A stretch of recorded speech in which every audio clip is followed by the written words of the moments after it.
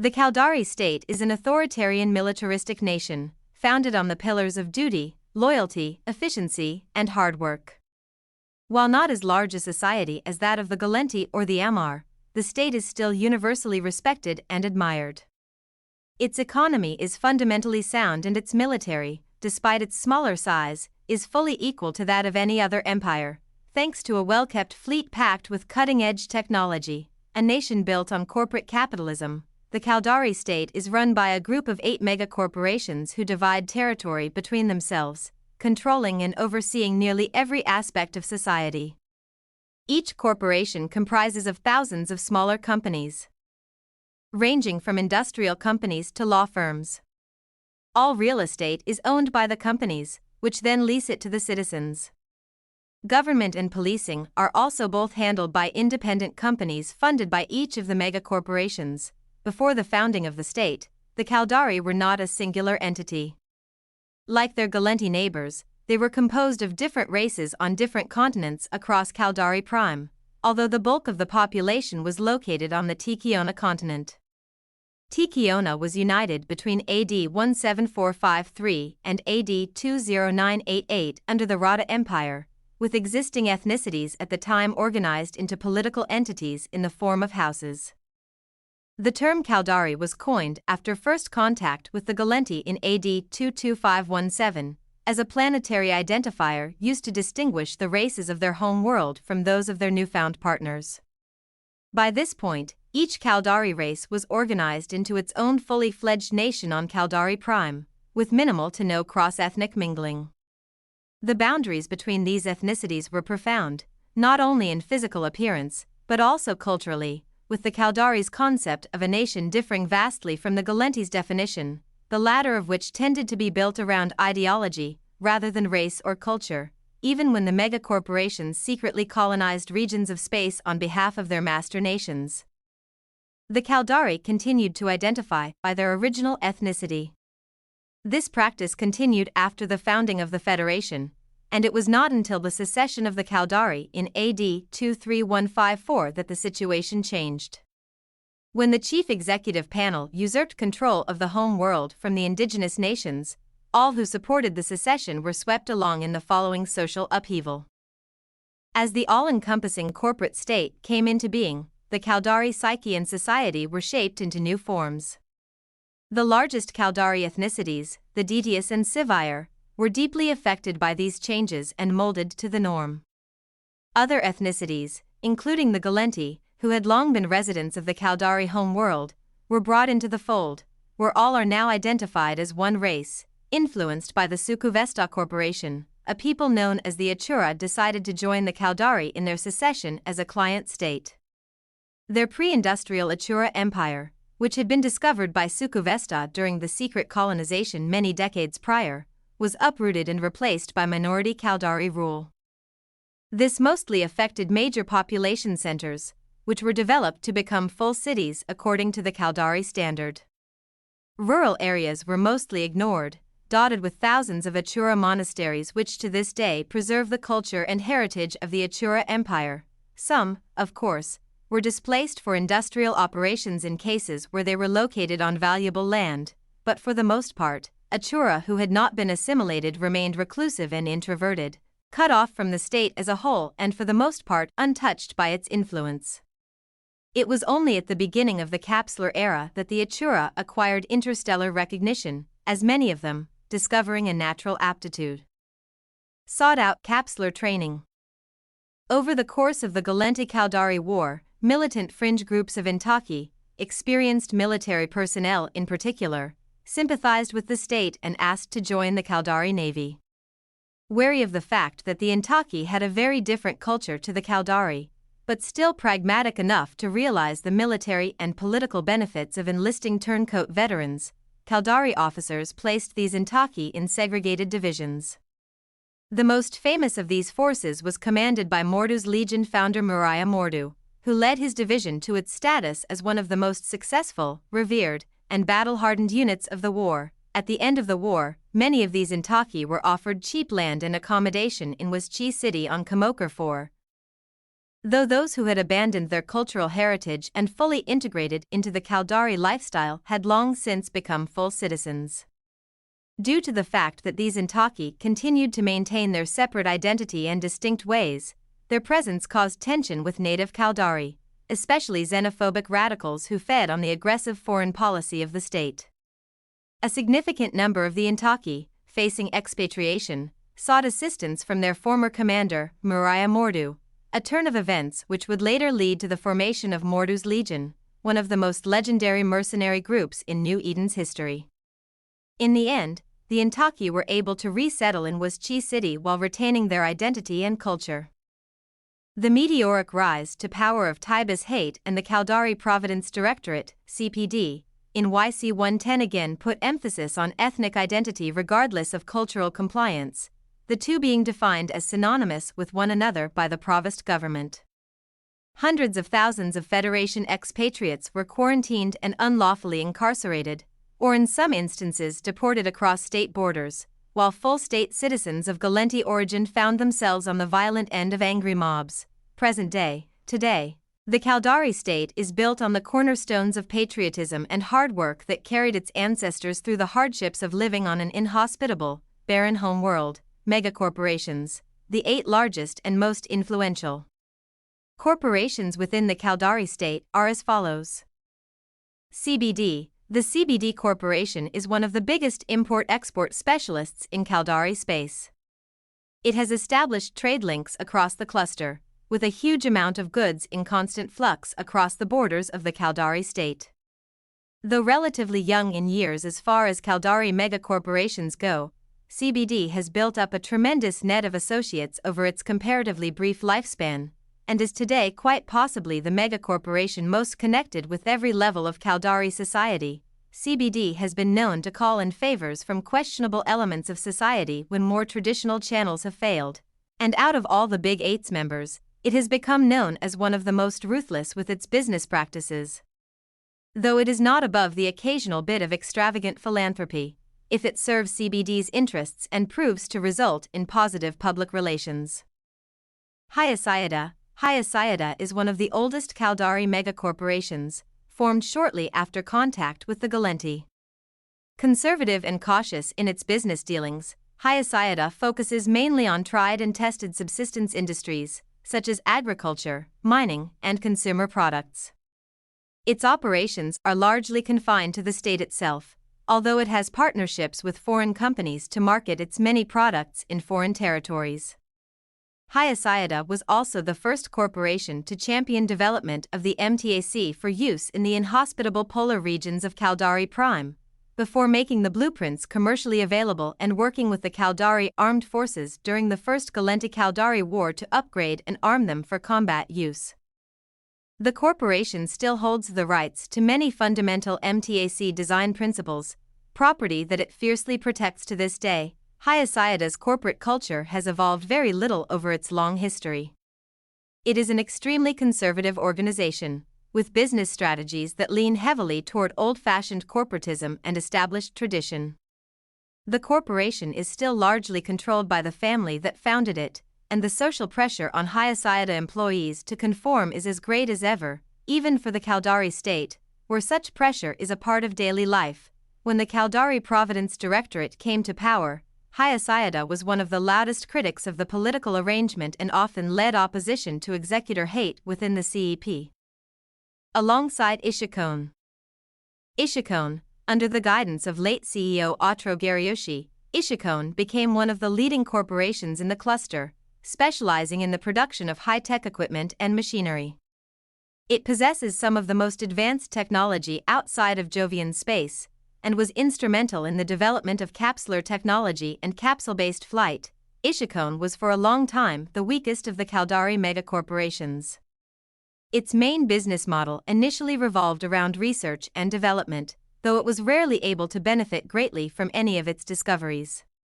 Only in the last century or so has it bloomed, and it is now in the process of becoming one of the most powerful corporations in the Caldari state. Well known for maintaining an exceptionally high standard of living and support for its employees under the regime of Otro Garyoshi, the corporation continues to follow this legacy under its new CEO, Mens Repala, the harshest and most open critic of both the Caldari Providence Directorate and Tibus Heth. Ishikone came close to bankruptcy during Het's 5-year reign as executor of the Caldari state, due to both an expensive philanthropic legacy left behind by Otrogariyoshi and trade restrictions placed on its dealings by the CPD as a consequence of its opposition. The Ishikone Corporation now also administrates the Caldari districts on Caldari Prime, after the Gallente Federation's successful execution of Operation Highlander, which removed the Leviathan-class Titan Shigeru from orbit, ending the half-decade-long siege of the Caldari homeworld. Kala-Kyoto, led by the revered business tycoon Hatakan Waritsu, Kala-Kyoto, or KK, as it is affectionately known, is the largest mega-corporation in the state. KK has its fingers everywhere, and in everything. Given its sheer size, Kala-Kyoto is the closest of the corporations to being a state within the state. Its humble beginnings date back to when the Caldari people were under the wing of the Gallente Federation. The corporation initially dabbled in trade with the Gallente, but soon became hugely successful in real estate, construction, and manufacturing. KK was at the forefront of the Caldari opposition against the Gallente Federation, a fact that is still used to great political effect today. After the rise to prominence of Tibus Heth during the Caldari construction's riots of YC-110, and his subsequent usurping of Waritsu from the chief executive position that she had held for 4 decades, Kala-Kyoto suffered half a decade of heavy mismanagement and misappropriation of corporate funding that brought it close to filing for bankruptcy. After Heth was forcibly removed from office, a number of fire sales of assets from smaller corporations within its portfolio allowed the corporation to maintain solvency. Still the largest and most powerful of the Big Eight, Kala-Kyoto is now on the road to recovery after the reinstatement of Waritsu as chief executive, 5 years after she was forced to part ways with the corporation by the Caldari Providence Directorate. Lidai has always advocated quality over quantity, taking pride in designing and manufacturing products of the highest standard. With several energetic research programs that rival the Great Ishikone in their scope and forward-thinking audacity, Lidai is the maker of a vast and varied range of products, from high-tech medical equipment to the latest battlefield hardware. After the first Gallente Caldari War, Lidai, which at the time was a relatively small conglomerate mostly focused on research, began branching out and investing in the MR and Conad corporations, supplying them with an infusion of technological creativity and forming corporate and political bonds that last to this day. Through the years, this enterprise has occasionally created conflicts of interest within the politics of the state, but Lidai's ideals and true devotion to Caldari above all else have always gotten it out of whatever political trouble it has found itself in. Nugoahuvi, usually referred to by its corporate moniker NOH, Nugoahuvi was originally a conglomerate of small companies that manufactured all manner of luxury goods, ranging from mobile delicatessen units to quality furniture. Once the Caldari had formed their independent empire, this enterprising group quickly moved to fill the void created when the Gallente entertainment business was cut out, and over the years NOH has gradually made entertainment its main focus. Time and time again, the corporation has been accused of underworld dealings and links to a number of organized crime syndicates within the state, as well as the Guristas pirates. These rumors, however, have never been substantiated. Sukuvesta, or Suvi as it is more commonly called, is the second largest Caldari megacorporation. Heavily focused on agriculture, mining, real estate, and consumer products, it owns, according to estimates from the House of Records, over a third of all Caldari real estate. When the assets of its subsidiaries are included, Suvi has a reputation as one of the state's most ruthless corporations, seizing smaller rivals and selling off the spoils of hostile takeovers to ensure its dominance in whichever market sector it chooses. While this often causes tensions between it and the other megacorporations, particularly Kala-Kyoto, Suvi's most hated rival, it has also forced competitors to think twice about challenging Sukuvesta in any market where it has significant influence.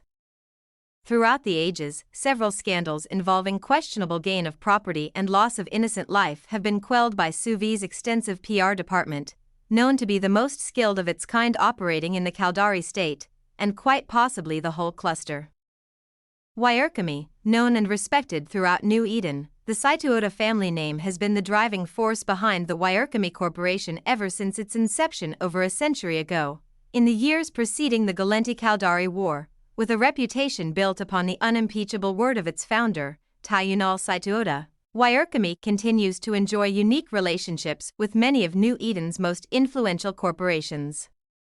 Given the reputation of most megacorporations, Wairkami is regarded by those inside and outside the state as a curious anomaly, due to its reputation for straight-laced business practices, though, as many an unwary competitor has learned over the years, this does not make it any less of a force to be reckoned with. The Saituota family has long been known as one of the most loyal and patriotic entities within the Caldari state, commanding immense respect and remaining concerned with the promotion of Caldari ideals above all else. Though members of the family have become more reclusive in the wake of a few odious scandals in the last century, their corporate contacts remain as loyal as ever, due in no small part to the Wairkami Corporation's proven track record of unswerving allegiance to the state at large, as well as the corporation's own particular allies and associates, political structure, while the state is built on corporate capitalism, which gives the corporations dictatorial powers. They are just as bound by Caldari customs and laws as the individual, and the fierce, continual competition between the corporations ensures a healthy, consumer-based social environment which benefits everyone. The Chief Executive Panel, together, the Big Eight, the nickname for the 8 megacorporations who handle most domestic matters, own more than 90% of all property within the state. Each of the 8 is made up of thousands of companies of various sizes, ranging from simple mining companies to powerful police organizations. Each corporation rules its territories like its own kingdom, with its own corporate law and little interference on domestic affairs from the Chief Executive Panel, CEP. The Chief Executive Panel is a political entity which itself is jointly owned and run by the Caldari megacorporations.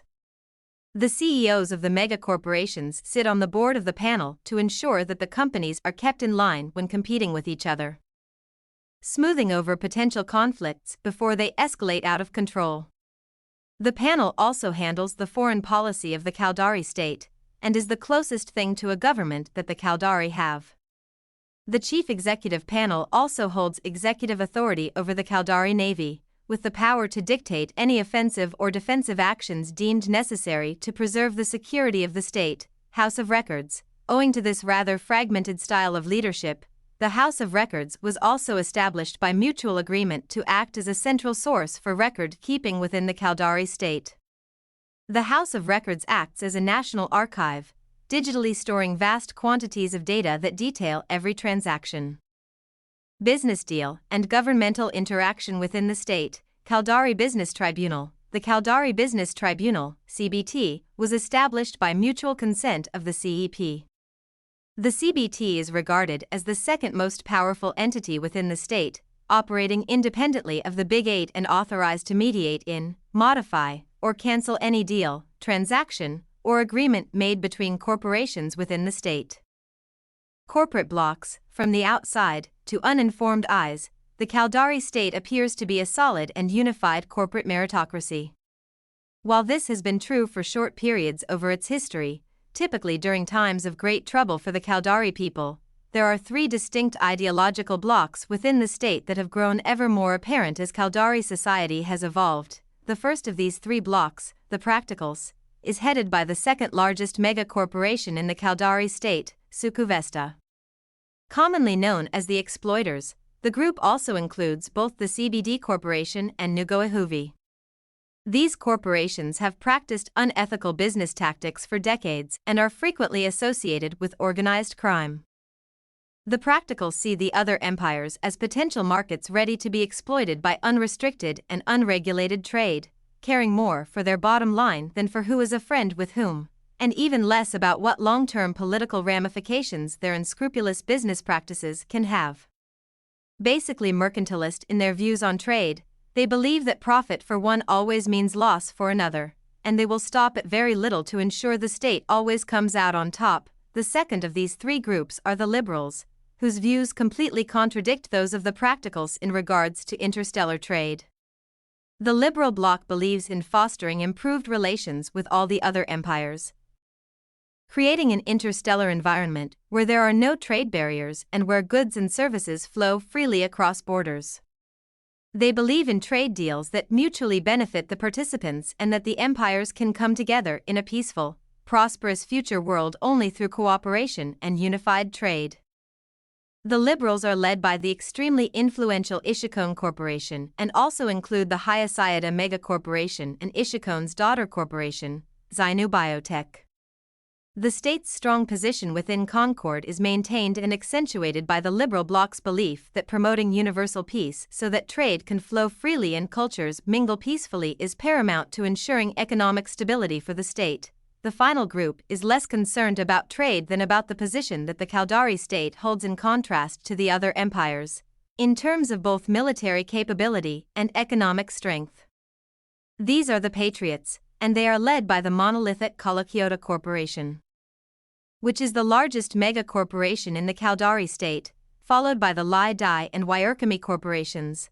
The Patriots seek to cultivate the Caldari heritage, and may often be found reminiscing about the great Rada Empire of old or weeping for their lost home world, Caldari Prime. The most fanatical of them cry for a renewal of the war with the Federation, but they are a minority. The majority sees economic dominance across the cluster as a tool to promote military power. The Patriots are willing to negotiate alternative ways to acquire Caldari Prime other than through war, but they know they can only realize that dream by convincing the Federation of the economic and, most importantly, militaristic superiority of the Caldari state. They strive to promote a state that outshines the Federation in every possible way. More than any other faction, the Caldari state has a fixation on its finances and financial systems. The state has no central currency, with each megacorporation using its own scrip.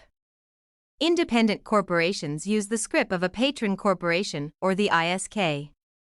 Each megacorporation is then built around a massive investment bank, which forms a skeleton for each individual corporate empire. Caldari Funds Unlimited serves as the closest Caldari equivalent to a central bank, in addition to performing many of the functions of a normal financial institution. Seaguard Financial was a competitor to the major Caldari banks until YC29. When it was placed under extreme sanction by the chief executive panel and destroyed through corporate warfare. The rule of the megacorporations extends not only to the financial system, but to the military branch of government as well. Each of the corporations runs their own military and police force. Corporate police forces have legal authority to act as police proxies within corporate jurisdiction, though in cases where the regional police have a presence, their authority supersedes corporate police. It should be noted that within the corporate security forces, police duty is considered a lower form of duty than military duty. Police work on stations in the state is an especially nightmarish task due to the red tape involved in numerous jurisdictions involved when various parts of the station and their owners come into play. While corporate police forces do not have the best reputation for dealing with lesser infractions, especially non-violent crimes, they can nonetheless quickly and efficiently deal with matters when circumstances require. On the more overtly militaristic side, it's notable that the 8 private militaries of the megacorporations exceed the Caldari state military in numbers and often surpass it in training. The military branches of the megacorporations originate from shortly after the Galenti-Caldari War, when Calakiota and Sukuvesta established theirs as a result of a dispute over post-war development. Caldari corporate militaries have traditionally been used as a propaganda tool, using their successes and image to enhance the reputation of the parent corporation and vice versa. It's notable that some military functions, such as engineering work, appear to be outsourced to civilian personnel, including technicians in charge of setting up listening posts, who do not appear to hold Navy ranks. While the Caldari state may not be nearly as big as the Galenti Federation, let alone the Amar Empire, it is still universally feared and admired. With a strong economy and military might to match that of the larger empires, not to mention the fact that it is more unscrupulous than the Galenti and more combative than the Amar, the state is in many ways the most formidable of all the empires. as most Caldari trade is conducted on the blurred divider between corporation and nation-state, it can be difficult for the other empires to deal with it at the political level. If a company is found guilty of unethical business dealings, it simply disappears into its parent corporation. And before long another one appears to take its place. If a Caldari company is threatened, meanwhile, the whole corporation and often the whole state will more often than not back it with full force. Military tradition is a core part of Caldari society and heritage. As a people, its citizens fought a long and bloody war to gain their independence, eventually surrendering their home planet to the Galenti Federation in order to preserve their way of life. It was at this time that the corporations established themselves as the driving force behind creating and maintaining the Caldari state. Even though the Caldari have not engaged in all-out war for almost a century, they still strive to be at the cutting edge of military technology, and their vessels, weapons, and fighting methods are second to none. To curb their aggressive tendencies, Caldari citizens are encouraged to actively pursue a range of sporting activities, often sponsored by the state itself. Many of these are bloody competitions in the vein of gladiatorial combat, while others take the form of races and contests. Whatever the sport, they love betting on the outcome, making gambling a massive industry in the state and a core pillar of Caldari society. The state offers its citizens the best and the worst in living conditions. As long as you keep in line, do your part for the greater good, and obey corporate law, life can be fairly pleasant and productive. However, to those not cut out for this strict, disciplined regime, life quickly becomes intolerable. Individuals who cannot fit into the regimented framework of Caldari society often find themselves losing their respect, family, and social status with unsettling rapidity, being left with few options besides ritual suicide or exile. Although not xenophobic as such, the Caldari are very protective of their way of life and tolerate only those foreigners that stick to the rules. Given that megacorporations define their citizens' identities, the differences between the Deedius and Sivier can be observed in their social habits, formal interactions, and philosophical approaches to being Caldari, rather than more overt ethnic markers. There is considerable academic debate over whether they can even be considered distinct ethnicities. Their characteristic social habits are a product of their upbringing, emphasized as a constituent heritage of the wider Caldari identity but otherwise not regarded as an important aspect of a citizen's life. Those outside the state generally do not make a distinction between these social habits, instead considering them all to be an overall part of Caldari culture.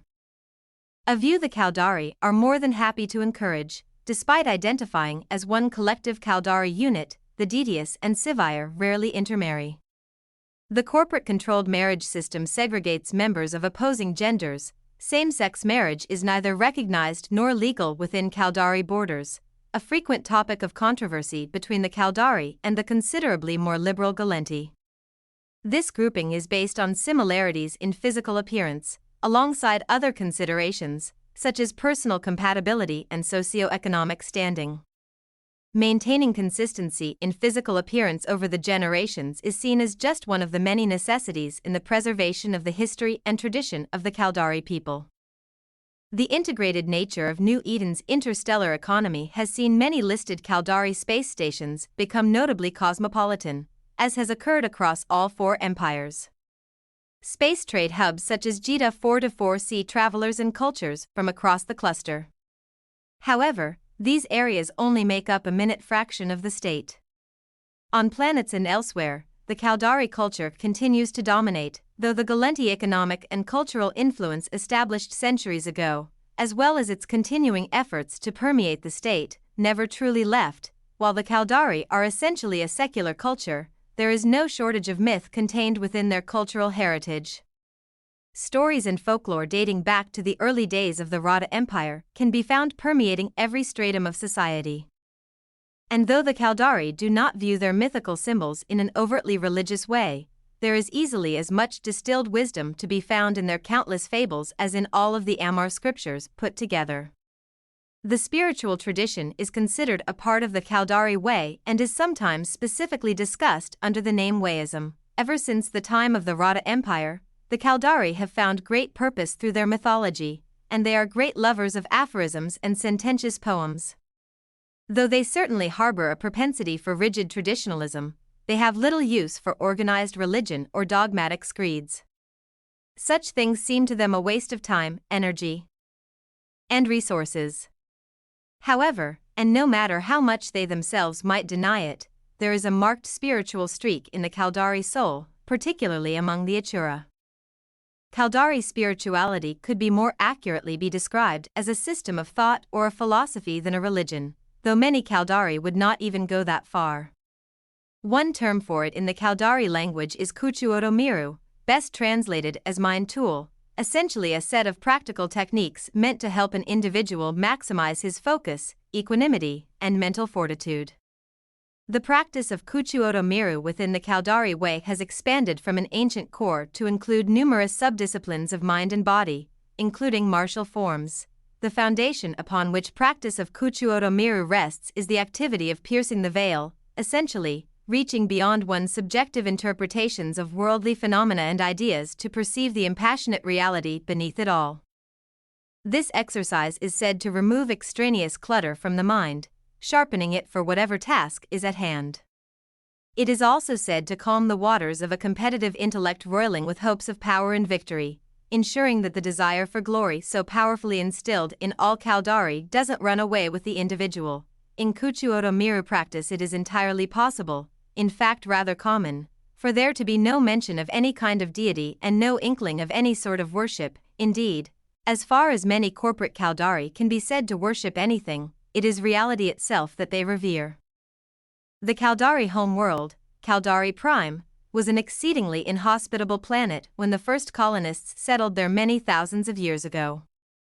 In order for them to survive in the wake of the Eve Gates collapse, it was necessary to adopt stringent social and behavioral codes and to inculcate in their children a love for discipline and merit. Being good at something became not just desirable but simply a necessary survival trait, and therefore it naturally followed that the better you were at something, the more value you brought to society. From birth, a Caldari child is bound to the corporate state. Almost universally, children are born in corporate medical facilities under the supervision of the best specialist the parents' rank and status dictates.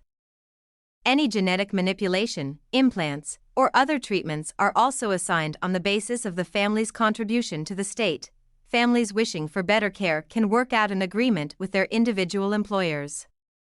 This usually involves borrowing additional funds and paying them back over time out of the parents' salaries.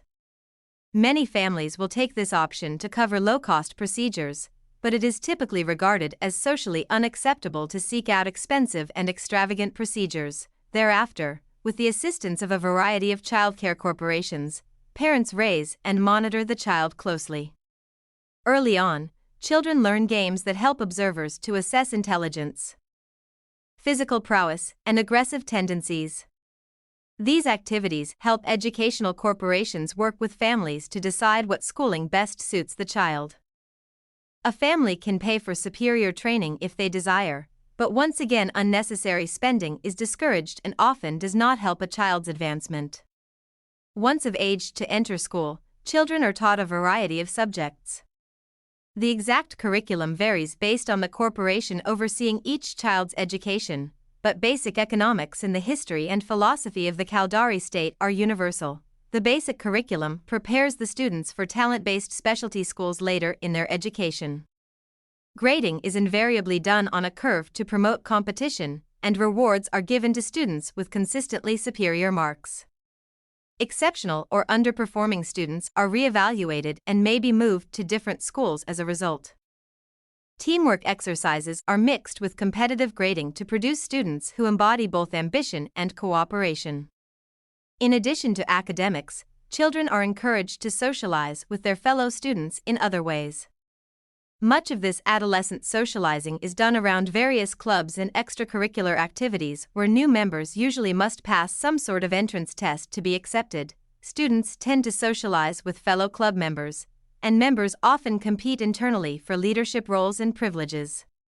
Teamwork is also emphasized, though, with a variety of competitions pitting the members of one group against another.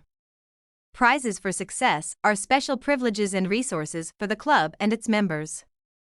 Through these extracurricular activities, Caldari children are introduced to a number of competitive sports. Martial arts, contact sports, and games combining creativity with tactical cunning are the most popular. Exceptional performance in these activities often results in acknowledgement and privilege, and talent scouts for the professional leagues monitor potential stars as early as elementary school. Injuries are common in this domain, but medical care in the state is first among the empires, and is additionally free of charge to citizens. Attendance at these sporting events is a major pastime for both children and their parents. The military also takes an active role in a child's life. Most schools teach basic military history, and soldiers regularly come to speak to classes and discuss careers in the service. So strong is the nation's military tradition that after formal schooling is completed, every citizen must complete a very basic form of military training and 3 years of conscripted state military service before beginning his working life, even if she is not headed for a military career. This is one of the fundamental reasons why the state is able to mobilize so quickly in case of national emergency. By the time a child graduates from secondary school, he is well on his way to his career. The student and his family are provided with a list of corporate-approved universities and academies appropriate to his academic level. Those students can go to more prestigious schools if their families pay the extra education costs back to the state. Most students simply attend the best school picked for them. In almost all cases where a student would want to make his own choice, he would base his decision on which school would maximize his natural abilities in such a way that he could offer the maximum benefit to the state. Caldari universities and academies are very similar in structure to earlier schooling. Grading is curved. Socialization is based around activities and studies that test creativity, logic, strategy, and other traits deemed useful to the state, and the successful are earmarked for placement within the upper ranks of Caldari society. Upon reaching adulthood, a Caldari individual will have been tempered in the fires of adversity and competition. He will have learned to view himself as a vital part of Caldari society, and he will have also learned that the winners benefit the most from that same society. In a very similar manner to the Galenti, Caldari citizens tend to place little to no emphasis on ethnicity. Most will always identify as Caldari first, followed by their loyalty to their parent corporation. Their ethnic heritage comes third, if it is mentioned at all. Ethnic Caldari account for 95 to 99% of the state's registered citizenry, with the remaining percentage made up mainly of expatriates from other empires. Due to the socially demanding nature of Caldari culture and the various bureaucratic hurdles involved, the state has the lowest rate of immigration among all the empires. Additionally, full citizenship and its myriad benefits can never be granted to anyone born elsewhere. Thus, foreigners living in the Caldari state more often than not find themselves working hard to prove their mettle, but receiving little in the way of appreciation from either the authorities or the populace. Although technically composed of multiple ethnicities that have descended from Caldari prime, the Sivier and Deedius being the most populous of these by far. All Caldari are identified to be of a single race, according to both popular tradition and their parent megacorporations. Today, the Sivier and Deedius make up almost all of the Caldari state's registered population, with Achura, ethnic Galenti, and Intaki as the largest minorities, in that order. The Deedius symbolize what it means to be Caldari in every way. Efficient, dutiful, and hard-working, to most they are the epitome of a model Caldari citizen. Deedius can commonly be found in positions of authority within the military and political spheres, which suits their mellow temperament very well. Considered by some to be more cunning and underhanded than the Sivier, they share the traits of duty, discipline, and diligence, regarded as slightly more inquisitive and eager to learn than the Sivier. The Deedius share a firm belief that the good of the whole must come before the needs of the individual. This has greatly influenced the shaping of the Caldari state since its foundation. In the eyes of most, the Sivier formed the rock-solid backbone of the Caldari state. Their diligence and selfless efforts have built it from the ground up. The Sivier are cool, level-headed, and relentless in their approach to both trading and fighting. In business, their trademark is often said to be straightforward, above-board dealing, where every aspect of a business transaction is planned to the letter. Militarily, their actions are direct, well-measured, and never hasty. They are more comfortable acting than talking, and are never happier than when embroiled in the midst of frenetic activity. They can handle pressure extremely well, an invaluable trait in combat and other high-intensity situations. Many of the best bounty hunters and military commanders in New Eden are Sivier. Though the Achura have been part of the Caldari state for a little over 3 centuries, they have remained something of a mystery. Hailing from the inhospitable Sizio system in the Forge, they are as reclusive as a political entity can be while still managing to participate in interstellar affairs. Intensely spiritual, the average Achura has little interest in the material world's distractions. Achura pilots have been few and far between in the past, but the desecration of their home world, as well as a recently discovered aptitude for the peculiar type of focus required by the capsular profession, has prompted them to take to the skies in greater numbers. The remaining population of the state is composed mainly of peoples of ethnic Galenti, Intaki, and Khanid origin. State citizens of ethnic Galenti origin tend to have some Sivier or Deedius ancestry, can trace their roots back to origins on Caldari Prime, and typically identify with only one of these two groups. The majority of these citizens were residents of Caldari Prime who took part in the evacuation to the newly formed state. These ethnic Galenti may also be Intaki, manner, of another federal ethnicity, or at least have some ancestry from these groups. The vast majority no longer identify as Galenti and tend to be widely considered by both themselves and others to be of the Caldari race. Radical Caldari who emphasize ethnic origin as being intrinsically tied to Caldari identity often tend to target these groups. Though this applies to any citizen not descended from Caldari Prime or of ethnic Caldari origin. One of the more notable instances of this prejudice occurred on Erland II following Tibus Heth's reclamation of Caldari Prime in YC 110, when almost 1,000 state citizens of Galenti origin were killed by an angry mob. There were, of course, conflicting reports as to whether their deaths came as retribution for attempting to incite violence in response to the state invasion of Luminar. The Intaki minority in the state no longer possess any trappings of their Intaki background. They are either considered full Caldari, or they retain their unique identity and culture in client communities across the state. The largest of these communities is in Waschi City on Kamokar 4. The ruling authorities of these latter Intaki groups must constantly act to ensure they are not victims of persecution by Caldari citizens or subject to exploitation by megacorporations. Intaki regarded as Caldari sympathizers can also be found in the state.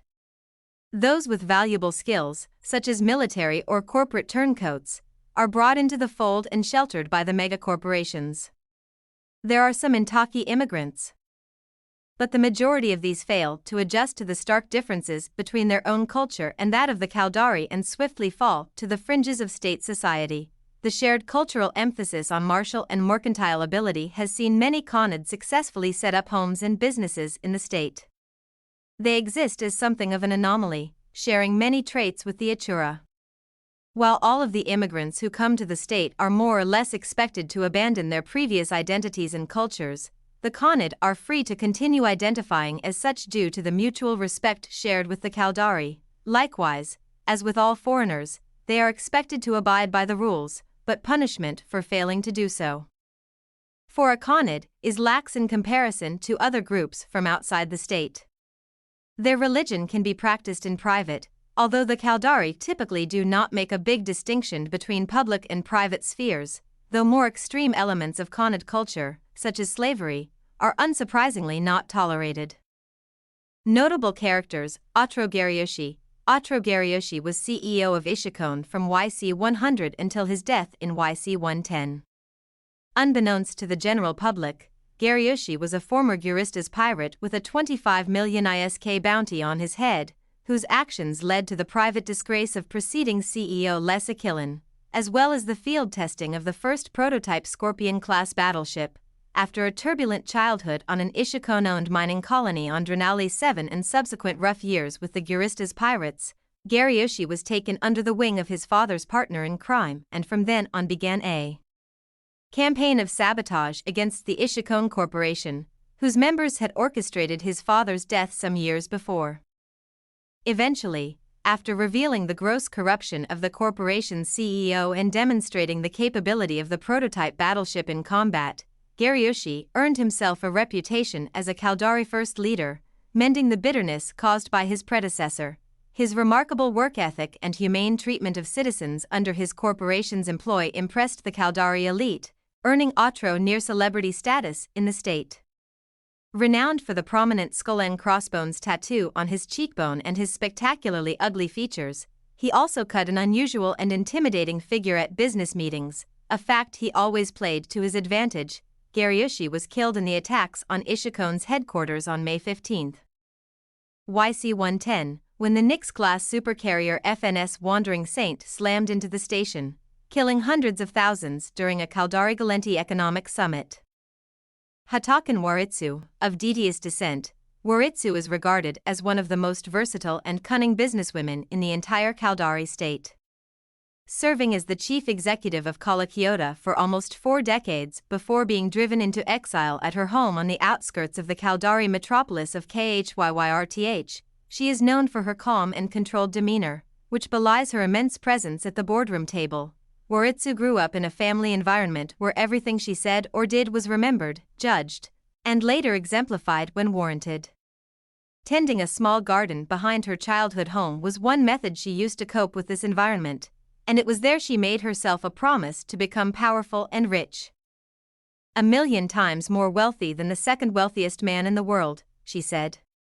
She has a penchant for eccentric gardening involving the cultivation of all manner of exotic plants in a vast greenhouse attached to what she terms her palace. A patient woman of dizzying intellect, Waritsu is renowned for laying complex plans which may take years to come to fruition, and does not believe in allowing automation or any other outside process to rule her life. Recently reinstated to her position as chief executive of Kyoto, she has been charged with bringing the corporation back to profitability after a half-decade of mismanagement and misappropriation by Tibus Heth's regime. Tibus Heth, little is known about Heth prior to YC-105, when he was dismissed from his position as a Home Guard soldier after a series of racially motivated attacks on several station inhabitants. He went on to become an MTAC operator at Caldari Constructions and was later named Employee of the Month. The reward for this distinction was a mechanical pocket watch. As he prefers things he can fix himself, Heth is reportedly quite fond of this memento. He rose to prominence in YC-110 via an uprising at the Caldari Constructions facility in the PIAC system. His actions, especially a much-publicized scene of him braving Home Guard fire to rescue a wounded comrade, generated massive support from the rank-and-file Caldari. To everyone's surprise, the incident ended when Xavier Black, an agent of unknown affiliation, secured control of Caldari Constructions and appointed Tibus Heth as CEO. Following the Malcolin catastrophe later that year, Heth's particular brand of anti-Gallenti patriotism fanned the flames of war, with the majority of Caldari corporations pledging themselves to Heth's new Caldari Providence Directorate, effectively making Tibus Heth dictator of the Caldari state, a position he then used to institute a series of reforms intended to bring the Caldari back to a meritocratic society. The Minmatar Elder attack on the Concord headquarters in Ulai created an opportunity for Heth to initiate a massive invasion of the Federation with single-minded intent, the recapture of Caldari Prime. Subsequently, Caldari Prime became a bubble of Caldari territory inside Federation space. After a number of gaffes in leadership due to instability caused by a wasting affliction known as Dirge disease, Heth's gradual fall from grace culminated in a successfully executed operation by the Federation Navy to remove Caldari Navy and Caldari Providence Directorate forces from the orbit of Caldari Prime. This has come to be regarded by many as the final nail in the casket for Heth's political career. Within 2 weeks, after a failed attempt at besieging a Caldari construction station in the Caldari Gallenti border system of Hatomo, Heth was removed from office as executor of the Caldari state, and forced to flee into the border zone to avoid being captured and tried for war crimes and multiple terrorism charges. Although Heth remains at large, on October 3, YC 115, wreckage from 2 of his escort vessels was found in the system of Hakonen in Lonetrek. No bodies were found on board, though there were clear signs of a sustained firefight. Heth's bloodied Caldari Constructions Employee of the Month watch was recovered at the scene. Admiral Yakia Tavaltoba, one of the most famous Caldari military officers to ever serve in the Caldari Navy, Tavaltoba was an admiral during the First Galenti-Caldari War. He piloted the first ever fighter carrier, the Kairayala, during the most pivotal battle of the entire war. Initially a water freighter, the Kairayala was refitted to act as a fighter carrier during the orbital bombardment of Caldari Prime, and Tavaltoba was selected to pilot it due to his commendable leadership ability and his outstanding piloting skill. Both the Kairayala and Tavaltoba are well known for a week-long run of relentless guerrilla fleet actions against the Galenti home fleet shortly after the start of Caldari Prime's evacuation. The most famous part of this operation was its culmination, in which the admiral ordered all non-essential personnel to abandon ship, before sacrificing himself and flying the heavily damaged carrier into the atmosphere of Galenti Prime, where it broke up on entry and struck several areas of the city of Huramont, resulting in the deaths of over 2 million Galenti. The resulting diversion of Galenti forces from the front lines to assist in aiding the city enabled the Caldari to successfully complete their evacuation of the Caldari people from their besieged home planet. To this day Tavaltoba is revered as one of the greatest heroes in the history of the Caldari state, and traditionally, his name is the first phrase that every Caldari child learns.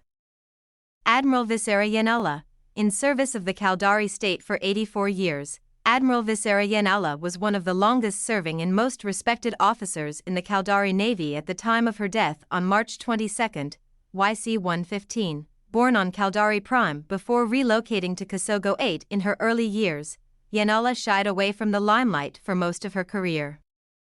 She rose to prominence when she was drafted out of retirement to reassume command of the Caldari Navy Titan Shigeru in March YC 115, during the tensions which served as a preamble to the eventual assault on Caldari Prime by the Federation Navy. Having served as captain of the Shigeru for 2 decades before her retirement, she reassumed command under direct orders from Tibus Heth, who was attempting to stabilize the situation. Exact details of the events surrounding the destruction of the Shigeru still remain unclear to the public. It is known that Yanala was initially demonized by both Heth and the Caldari Providence Directorate before an investigation was ordered by the Chief Executive Panel to assess the loss of the vessel. Yanala was then vindicated and declared a national hero after it was revealed that she had refused to obey no less than 7 direct orders from Tibus Heth to fire the Oblivion-class doomsday weapon fitted to the Shigeru directly at Caldari Prime in order to halt the attack, an act which would have resulted in hundreds of millions of innocent casualties. During the investigation, it was further revealed to an astonished investigatory board that Yanala had jettisoned the vessel's magazines, which were packed with Citadel torpedoes, into the planet's atmosphere to allow them to harmlessly burn up. She also shut down all volatile systems on board the vessel as it began to fall from orbit and break up. It later came to light that, on reawakening from her subsequent capsule loss after the destruction of Shigeru, she was forced by Heth to commit ritual suicide for disobeying his orders. The revelation of the real cause of her death, after both Tibus Heth and the Caldari Providence Directorate had attempted to cover it up, sent shock waves through the Caldari state that further contributed to his eventual removal from office. Thanks for watching this video on Starship News Network. We hope you found the content informative and entertaining. Don't forget to hit the subscribe button and turn on notifications so you never miss a video. Also, please take a moment to give this video a thumbs up and leave a comment below with your thoughts and suggestions. And if you're interested in more EVE Online lore and news, be sure to check out our other videos on the channel. Thanks again for tuning in, and we'll see you in the next video.